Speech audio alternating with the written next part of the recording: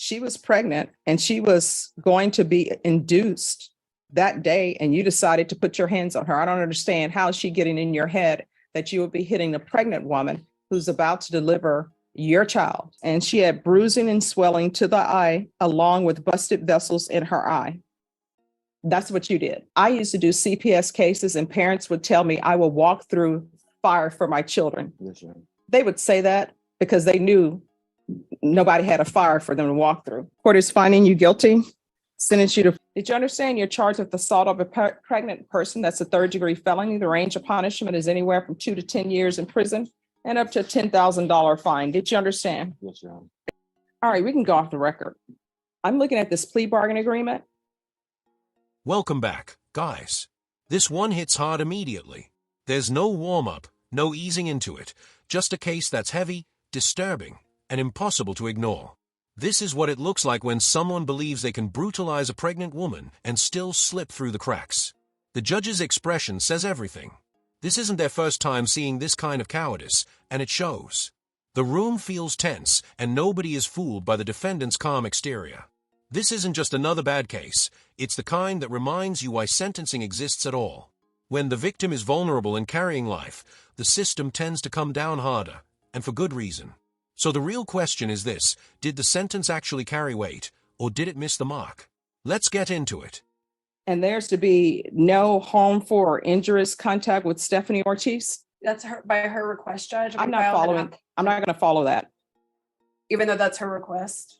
No, no, even though it's a request, according to what I'm about to receive, he is a person who is hitting on, not in a loving manner, a pregnant person.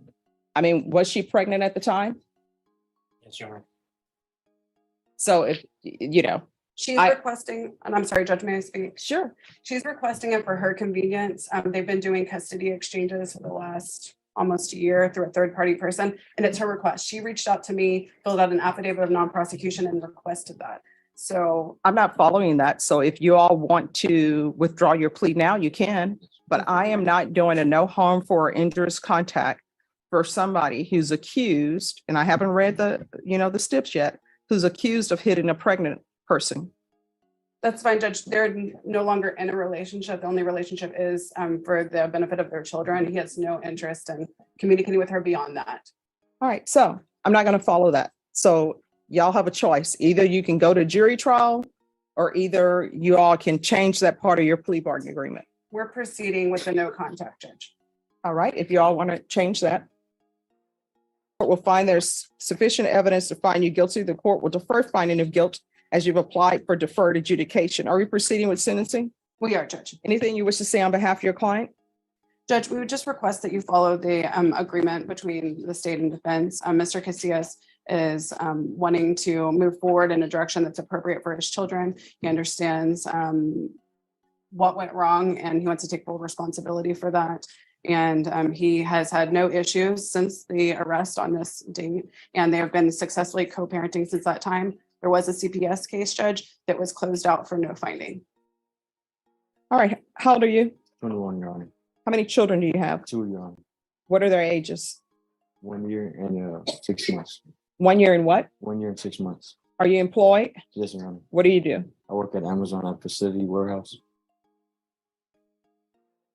All right, so why do you keep hitting on Stephanie Ortiz? At one point, I'm assuming you loved her because you have children with her. Yes, Your Honor.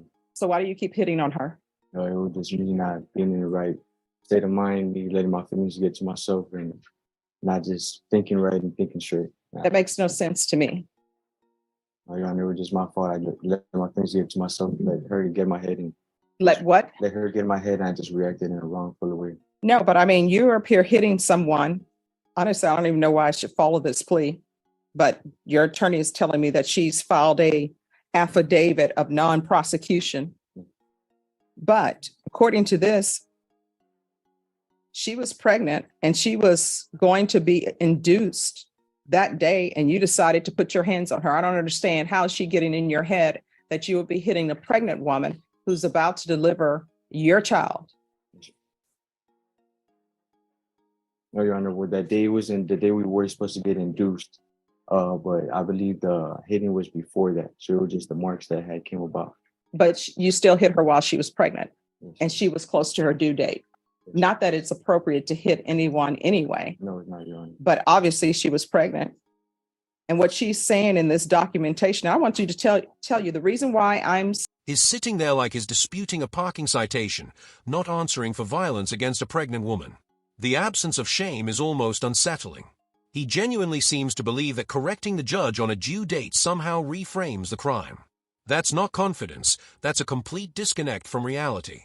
And here's something people don't always realize. In court, your attitude matters. A lot.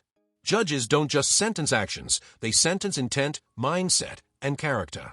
Every eye roll, every tone shift, every attempt to minimize what happened speaks volumes. saying no contact, Yes, Your Honor. because what she's saying in this police report is this is not the first time that you've been abusive to her. And the police took photos and she had bruising and swelling to the eye along with busted vessels in her eye. That's what you did. So the two children you have, is this a boy and a girl or two boys or two girls? Girl and All right. So what's your daughter's name? Sarabella. she's a year and 7 months. All right. So she's a year and 7 months. I guarantee you she knows that you've been abusive to her mom. Do you love your daughter I love her with all my heart. with all your heart? Would you do anything for her? I would, Your Honor. I used to do CPS cases and parents would tell me I will walk through fire for my children. Yes, Your Honor. They would say that because they knew nobody had a fire for them to walk through. Mhm. But I believe you when you say you love your daughter. Yes, Your Honor.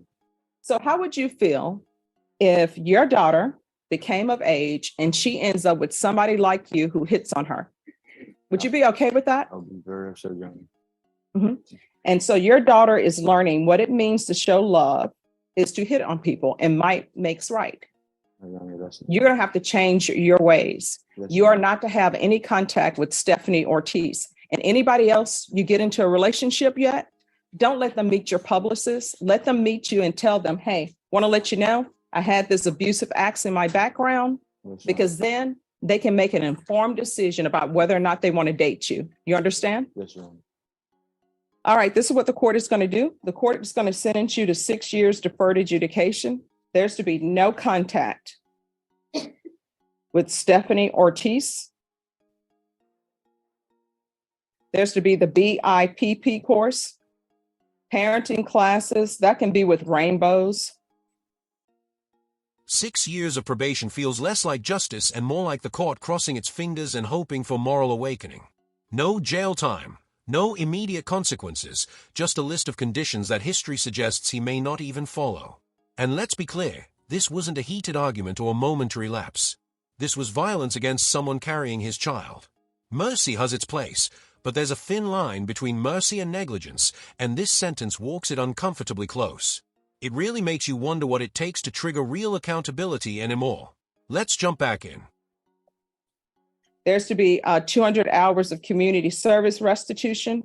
That will be waived once he completes parenting classes, regular reporting by Zoom or in person, regular UAs. If you're drug tested today, what are the results going to be? Positive, Your Honor. And what are you going to be positive for? I mean, no, negative, Your Honor. Negative? Okay.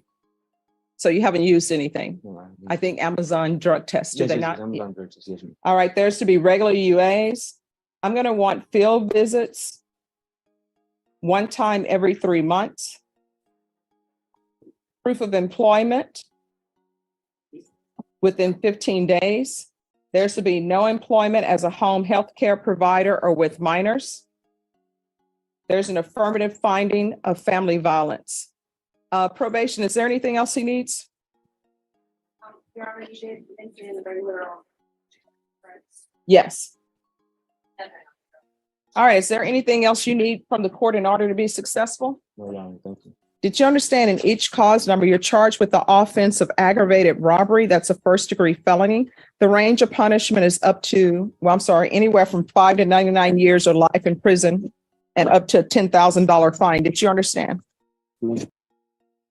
That outcome almost felt like the court passing responsibility down the road. But then the tone shifts completely. Now we're looking at a teenager facing something far heavier, a possible 99-year sentence. 17 years old, standing in a courtroom with numbers that sound unreal, like something pulled from a documentary instead of a real case. And yes, under Texas law, Juveniles can be tried as adults for aggravated felonies. This isn't theoretical. It's very real. The hardest part is trying to tell whether this kid even understands the gravity of what's happening. Imagine your entire future hinging on one hearing at 17. What would you have done differently? Let's get into it. After reviewing State's Exhibits 1 and attachments in each cause number, the court will find there is sufficient evidence to find you guilty, and the court will find you guilty. Are you proceeding with sentencing? Yes, Judge, but ask to waive PSI. Anything you wish to say on behalf of your client? Just ask you to follow the plea bargain here. All right. And the cause number ending in 2528, the court will find you guilty, sentence you to 5 years in the prison, give you credit for any time served. There's an affirmative finding of deadly weapon. This will run concurrent with 2023 CR 2529. Taking consideration 2023 CR 2621, 2527, 699, 185, and 184. There's to be restitution, if any, to Isaac Cervantes, Cameron Carroll, Kyle Sutherland, and Stephanie Lefevre, and also no contact with any of those parties. And then in cause number ending in 2529, court is finding you guilty, sentence you to 5 years in the prison, credit for any time served, concurrent with 2023 CR 2528, taking consideration 2023 CR 2621. Just like that, 10 years. Handed down without hesitation. It's wild how quickly your entire life trajectory can change when armed robbery becomes the choice instead of the consequence. And yes, he's young, but being 17 doesn't shield you when weapons are involved. Judges don't gamble with public safety just because someone is still a minor. There's a massive difference between making a bad decision and committing a felony. So what do you think? Was 10 years excessive, or was this the wake-up call he wasn't getting anywhere else? Let's jump back in and see how he reacts. 2527, County Court Cause number 699-185, 184, no contact and restitution to the following: Isaac Cervantes, Cameron Carroll, Kyle Sutherland, and Stephanie Lefevre. I'm pronouncing that name all sorts of ways. I apologize to Stephanie. All right. Did you review the document entitled Trial Court Certification of Defendant's Rights to Appeal with your attorney? Did you understand it, and did you sign it? Yes, ma'am. All right. Because this is a plea bargain agreement, because I followed your plea bargain agreement, and because you waive your right to appeal, you do not have the court's permission to appeal. Do you understand? Yes, ma'am.